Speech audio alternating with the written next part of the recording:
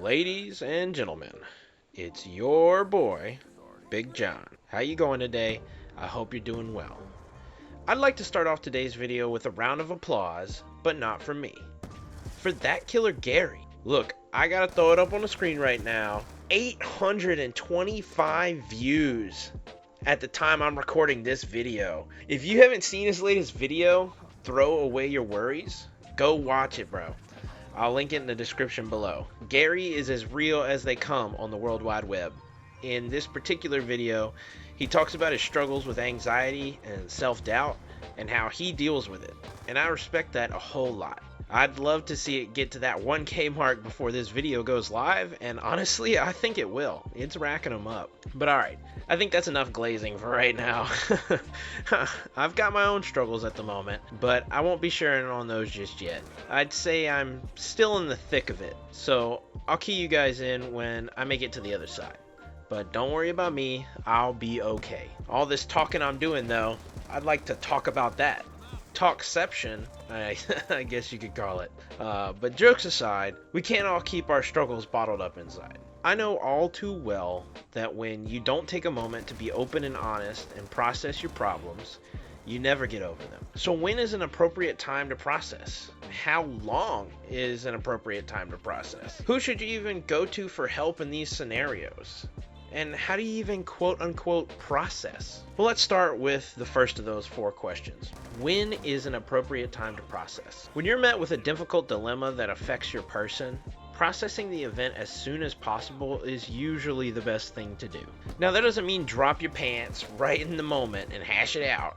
But once you've gotten some time to yourself where you can think uninterrupted, use that time to register all your thoughts into a cohesive, solvable puzzle. Don't get on Instagram or TikTok and doom scroll, but embrace your mind and get to the other side of your issues. If you have your own room, you can do it there after school or work, or maybe on your drive home if you're able to do that. Wherever you don't have something to distract you from your train of thought, use that space to your advantage. Second, how long is an appropriate time to process? Well, that really depends on the situation. If the issue at hand doesn't show an immediate threat to your mental well-being or your ability to cohabitate with others in a social environment, then taking a few weeks is more than okay.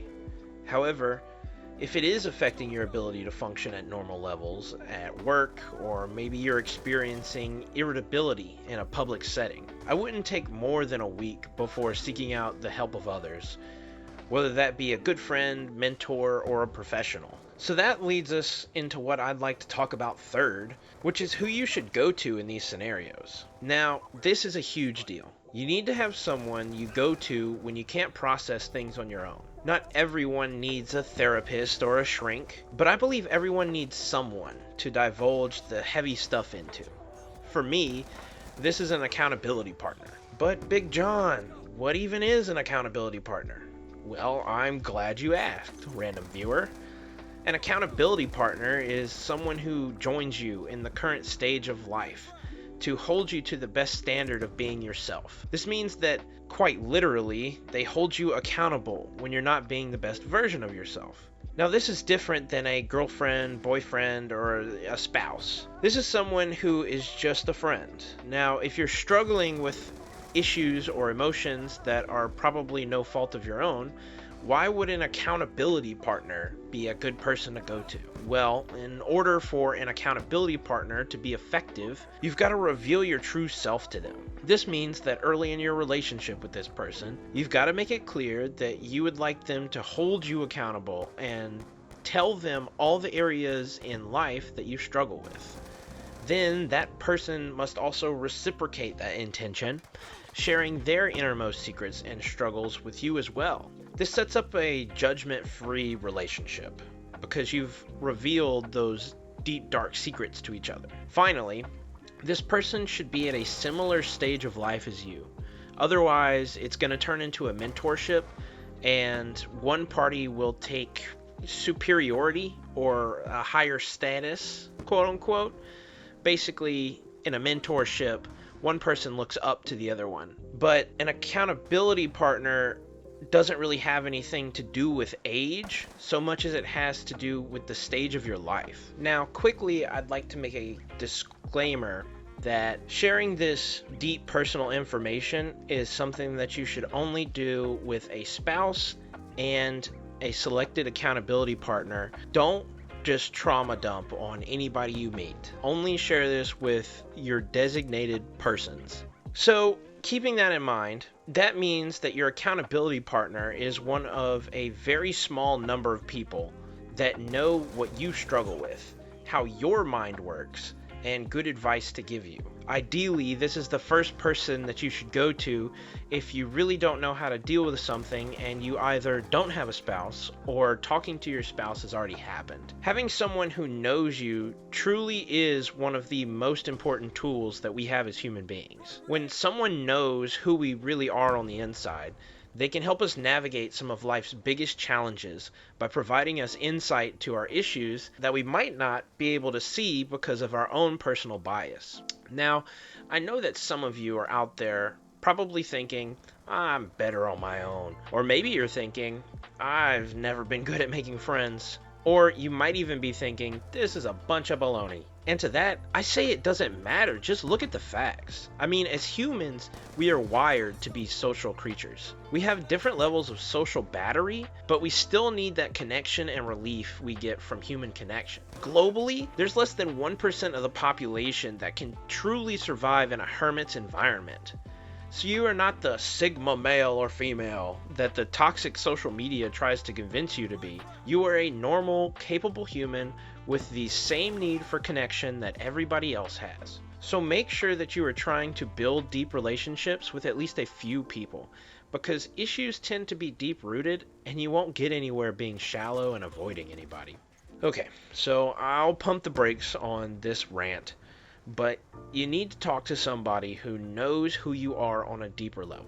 And trust me, they will tell you when they can no longer help you.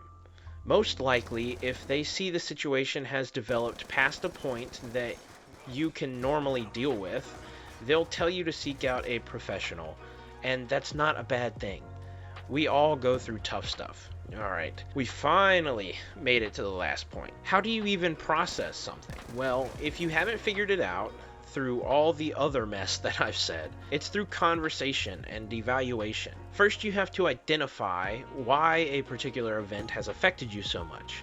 And then you have to get to the root cause and see what you can do to grow as a better person. For example, if you are offended that somebody corrected you for using foul language, then processing that might look like this.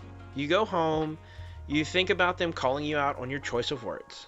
You may be upset, but then you take a second to think about what you said. For the sake of the argument, let's say that you talked about someone nasty behind their back. You said, "Oh, Carly is such a bitch. She always goes cuckoo for no reason."